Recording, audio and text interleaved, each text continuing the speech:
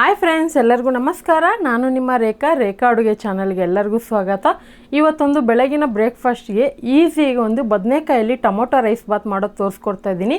ತುಂಬಾ simple recipe, ಯಾರು ಬೇಕಾದನ್ನು try ಮಾಡ್ಬೋದು. ಅದರಲ್ಲೂ ಬ್ಯಾಚುಲರ್ ಸಹನೂ ಈ ರೆಸಿಪಿನ ಟ್ರೈ ಮಾಡ್ಬೋದು. ತುಂಬ ಸೂಪರಾಗಿರುತ್ತೆ ಮತ್ತು ತುಂಬಾ ಬೇಗನೆ ಆಗುವಂಥ ರೆಸಿಪಿ. ಈ ವಿಡಿಯೋನ ಲಾಸ್ಟ್ ಗಂಟ ನೋಡಿ, ನಿಮಗೆಲ್ಲ ಇಷ್ಟ ಆಗುತ್ತೆ. ಈ ವಿಡಿಯೋ ನೋಡೋವಾಗೇ ನಿಮಗೆ ಈ ರೆಸಿಪಿ ಇಷ್ಟ ಆಯ್ತು ಅಂದರೆ ಪ್ಲೀಸ್ ಒಂದು ಲೈಕ್ ಮಾಡಿ. ನೀವು ಲೈಕ್ ಮಾಡಿದಷ್ಟು ನನಗೆ ತುಂಬಾ ಖುಷಿ ಆಗುತ್ತೆ. ನನ್ನ ರೆಸಿಪಿ ನಿಮಗೆ ಇಷ್ಟ ಆಗಿದೆ ಅನ್ಕೊತೀನಿ. ಹಾಗೆ ನಿಮ್ಮ ಅನಿಸಿಕೆನ ಕಮೆಂಟ್ ಮೂಲಕ ತಿಳಿಸಿ. ಇವತ್ತಿನ ರೆಸಿಪಿ ಇಷ್ಟ ಆಯ್ತು ಅಂದರೆ ನಿಮ್ಮ ಫ್ಯಾಮಿಲಿ ಫ್ರೆಂಡ್ಸ್ಗೂ ಶೇರ್ ಮಾಡಿ.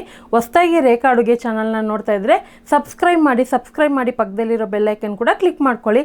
ಬನ್ನಿ ಇವಾಗ ಬದನೆಕಾಯಿ ಟೊಮೊಟೊ ರೈಸ್ ಬಾತ್ ಯಾವ ರೀತಿ ಮಾಡೋದಂತ ನೋಡ್ಕೊಬರೋಣ. ನೋಡಿ, ಈಗ ಸ್ಟವ್ ಮೇಲೆ ಒಂದು ಕಡಾಯಿ ಇಟ್ಕೊಂಡು ಅದಕ್ಕೆ ಒಂದು 3 ಟೇಬಲ್ ಸ್ಪೂನ್ ಎಣ್ಣೆ ಹಾಕಿದ್ದೀನಿ. ಎಣ್ಣೆ ಬಿಸಿ ಆಗುವಾಗೇ ಚಕ್ಕೆ, ಮರಾಠ ಮೊಗ್ಗು, ನಕ್ಷತ್ರದ ಹೂವು, ಪಲಾವ್ ಎಲೆ, ಸೋಂಕಾಳು, ಯಾಲಕ್ಕಿ ಮತ್ತು ಶಾಹಿ ಜೀರಾ, ಇದಿಲ್ಲಾಂದರೆ ನಾರ್ಮಲ್ ಜೀರಿಗೆನ ಹಾಕ್ಕೊಳ್ಳಿ, ಒಂದು 3 ಲವಂಗ. ಸೊ ಇಷ್ಟು ಪಲಾವ್ಗೆ ಯೂಸ್ ಮಾಡೋವಂಥ ಮಸಾಲೆ ಐಟಮ್ ಹಾಕ್ಕೊತಾ ಇದ್ದೀನಿ. ಸೊ ಈ ಥರ ಒಗ್ಗರಣೆಯಲ್ಲಿ ಹಾಕಿದಾಗ ನಿಮಗೆ ಫ್ಲೇವರು ಒಂದು ಮೈಲ್ಡಾಗಿ ತುಂಬಾ ಚೆನ್ನಾಗಿರುತ್ತೆ. ಈಗ ಇದನ್ನು ಫ್ರೈ ಮಾಡಿದ ಮೇಲೆ ಇದಕ್ಕೆ ಒಂದು ದೊಡ್ಡ ಸೈಜ್ ಈರುಳ್ಳಿನ ಸ್ಲೈಸಾಗಿ ಕಟ್ ಮಾಡಿ ಹಾಕ್ಕೊತಾ ಇದ್ದೀನಿ. ನೀವು ಬೇಕಂದರೆ ಇದನ್ನು ಚಿಕ್ಕದಾಗೂ ಕಟ್ ಮಾಡಿ ಹಾಕ್ಕೊಬೋದು. ಹಾಗೆ 2 ಹಸಿರು ಮೆಣಸಿನ್ಕಾಯಿ ಹಾಕ್ಕೊತಾ ಇದ್ದೀನಿ. ಇದೆಲ್ಲ ಹಾಕ್ಕೊಂಡು ಹಾಗೆ ಒಂದು 30 ಸೆಕೆಂಡ್ ಫ್ರೈ ಮಾಡ್ಕೊಳ್ಳೋಣ. ನಿಮಗೆ ಜಾಸ್ತಿ ಕ್ವಾಂಟಿಟಿನಲ್ಲಿ ಮಾಡಬೇಕಂದ್ರೆ ನಾನು ತೋರಿಸೋವಂಥ ಇಂಗ್ರೀಡಿಯೆಂಟ್ಸ್ನೆಲ್ಲ ಡಬಲ್ ಮಾಡ್ಕೊಳ್ಳಿ. ಇಲ್ಲಿ ನೋಡಿ, 1 ನಿಮಿಷವರೆಗೂ ಚೆನ್ನಾಗಿ ಫ್ರೈ ಮಾಡಿದ ಮೇಲೆ ಇದಕ್ಕೆ ಒಂದೇ ಒಂದು ಟೇಬಲ್ ಸ್ಪೂನ್ ಪುದೀನ ಹಾಕ್ಕೊತಾ ಇದ್ದೀನಿ. ಹಾಗೆ ಇದ್ರ ಜೊತೆಗೆ ಸ್ವಲ್ಪ ಕರಿಬೇವಿನ ಸೊಪ್ಪು ಹಾಕ್ಕೊತಾ ಇದ್ದೀನಿ. ಪುದೀನ ಈ ಥರ ಒಗ್ಗರಣೆಯಲ್ಲಿ ಹಾಕಿದ್ರೆ ನಿಮಗೆ ಲಾಸ್ಟ್ ಗಂಟನೂ ಫ್ಲೇವರ್ ತುಂಬಾ ಚೆನ್ನಾಗಿರುತ್ತೆ ರೈಸಲ್ಲಿ. ಈಗ ಇದನ್ನು ಹಾಕ್ಕೊಂಡು ಚೆನ್ನಾಗಿ ಮಿಕ್ಸ್ ಮಾಡೋವಾಗ ಇಲ್ಲಿ ನೋಡಿ, ಈ ಥರ ಬದನೆಕಾಯಿ ತೊಗೊಂಡಿದ್ದೀನಿ. ಇದನ್ನು ಉಜಾಲ ಬದನೆಕಾಯಿ ಅಂತಲೂ ಕರೀತಾರೆ. ಇದು ಈ ಸೈಜಲ್ಲೇ ಬರುತ್ತೆ. ಸೊ ಬದನೆಕಾಯಲ್ಲಿ ತುಂಬ ವೆರೈಟಿ ಇರುತ್ತೆ. ನೀವು ಯಾವುದಾದ್ರೂ ಯೂಸ್ ಮಾಡ್ಕೊಬೋದು. ಇದೇ ಅಂತಲ್ಲ, ನಿಮ್ಮ ಮನೇಲಿ ಯಾವ್ದು ಸಿಗುತ್ತೋ ಅದನ್ನು ಯೂಸ್ ಮಾಡ್ಕೊಳ್ಳಿ. ಇದನ್ನು ನಾನು ಒಂದು 5 ಬದನೆಕಾಯಿನ ಈ ಥರ ಒಂದೊಂದು ಬದನೆಕಾಯಿನೂ 4 ಭಾಗವಾಗಿ ಕಟ್ ಮಾಡಿ ಹಾಕ್ಕೊತಾ ಇದ್ದೀನಿ. ಬದನೆಕಾಯಿ ಕಟ್ ಮಾಡೋವಾಗ ನೀರಲ್ಲಿ ಹಾಕಿಟ್ಕೊಳ್ಳಿ, ಇಲ್ಲಾಂದರೆ ಬ್ಲ್ಯಾಕ್ ಆಗಿಬಿಡುತ್ತೆ. ಸೊ ಇದೇ ಅಂತಲ್ಲ, ವೈಟ್ ಕಲರ್ದು ಮತ್ತು ಇನ್ನೊಂದು ನಾರ್ಮಲ್ದು ಯಾವ್ದು ಬರುತ್ತೋ ಅದನ್ನು ಯೂಸ್ ಮಾಡ್ಕೊಬೋದು. ಈಗ ಇದನ್ನೆಲ್ಲ ಹಾಕಿ ಮಿಕ್ಸ್ ಮಾಡೋವಾಗೇ ಇದ್ರ ಜೊತೆಗೆ 1 ಟೇಬಲ್ ಸ್ಪೂನ್ ಶುಂಠಿ ಬೆಳ್ಳುಳ್ಳಿ ಪೇಸ್ಟ್ ಹಾಕ್ಕೊತೀನಿ. ಈ ಬದನೆಕಾಯಿ ಬಂದ್ಬಿಟ್ಟು ಈರುಳ್ಳಿ ಯಾವ ರೀತಿ ಸಾಫ್ಟಾಗಿ ಬೇಗನೆ ಬೇಯುತ್ತೋ ಅದೇ ರೀತಿ ಇದು ಕೂಡ ಬೆಂದ್ಕೊಳ್ಳುತ್ತೆ. ಇದು ಬೇಯೋದಕ್ಕೋಸ್ಕರ 1 ಟೀ ಸ್ಪೂನ್ ಉಪ್ಪು ಹಾಕ್ಕೊತಾ ಇದ್ದೀನಿ. ಹಾಕ್ಕೊಂಡು ಚೆನ್ನಾಗಿ ಮಿಕ್ಸ್ ಮಾಡಿಕೊಂಡು ಮೀಡಿಯಮ್ ಫ್ಲೇಮಲ್ಲಿ 1-2 ನಿಮಿಷ ಬಿಡೋಣ. 1-2 ನಿಮಿಷ ಅಷ್ಟೊತ್ತಿಗೆ ಬದನೆಕಾಯಿ 1/4 ಭಾಗ ಬೆಂದ್ಕೊಳ್ಳುತ್ತೆ. ಸೊ ಅದಕ್ಕೋಸ್ಕರ ಇದನ್ನು 1-2 ನಿಮಿಷ ಬಿಡಬೇಕು. ಆಲ್ರೆಡಿ ನನ್ನ ಚಾನಲಲ್ಲಿ ತುಂಬ ವೆರೈಟಿ ಆಫ್ ರೈಸ್ ಇದ್ದಾವೆ.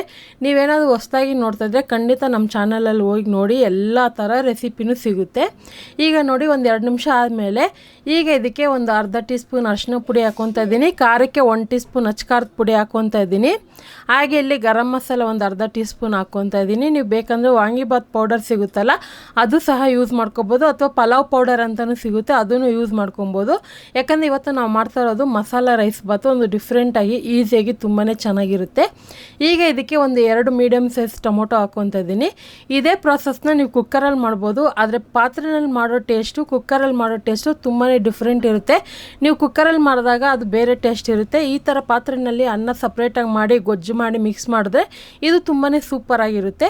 ಈಗ ಇದನ್ನು ಮೀಡಿಯಮ್ ಫ್ಲೇಮಲ್ಲಿ ಇಟ್ಟು 1-2 ನಿಮಿಷ ಚೆನ್ನಾಗಿ ಫ್ರೈ ಮಾಡ್ಕೊತೀನಿ. ಟೊಮೊಟೊ ಎಲ್ಲ ಚೆನ್ನಾಗಿ ಗೊಜ್ಜು ಥರ ಆಗಿ ಕಲರೆಲ್ಲ ಚೇಂಜ್ ಆಗಿ ಬದನೆಕಾಯಿ ಎಲ್ಲ 100% ಚೆನ್ನಾಗಿ ಬೆಂದ್ಕೋಬೇಕು. ಈಗ ನಮಗೆ ಗೊಜ್ಜು ರೆಡಿ ಆಗಿದೆ. ಸುಮಾರು ಇದು ಒಂದು 4 ಜನಕ್ಕೆ ಊಟಕ್ಕಾಗೋಷ್ಟು ಗೊಜ್ಜು ರೆಡಿ ಮಾಡಿರೋದು ನಾನು.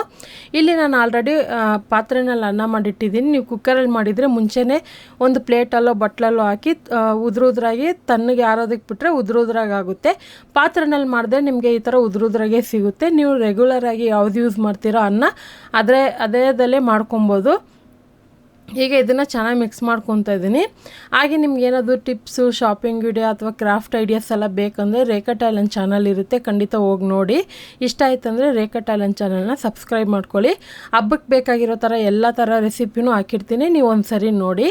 ಈಗ ನೋಡಿ, ಇದನ್ನು ಚೆನ್ನಾಗಿ ಮಿಕ್ಸ್ ಮಾಡೋವಾಗ ನನಗೆ ಮಸಾಲೆ ಜಾಸ್ತಿ ಅನಿಸ್ತು. ಅದಕ್ಕೋಸ್ಕರ ಇನ್ನೊಂದು ಸ್ವಲ್ಪ ಅನ್ನ ಹಾಕ್ಕೊತಾ ಇದ್ದೀನಿ. ಹಾಕ್ಕೊಂಡು ಚೆನ್ನಾಗಿ ಇದನ್ನು 2-3 ನಿಮಿಷ ಫ್ರೈ ಮಾಡ್ಕೊಳ್ಳೋಣ. ಮೀಡಿಯಮ್ ಫ್ಲೇಮಲ್ಲಿ ಇಟ್ಕೊಳ್ಳಿ.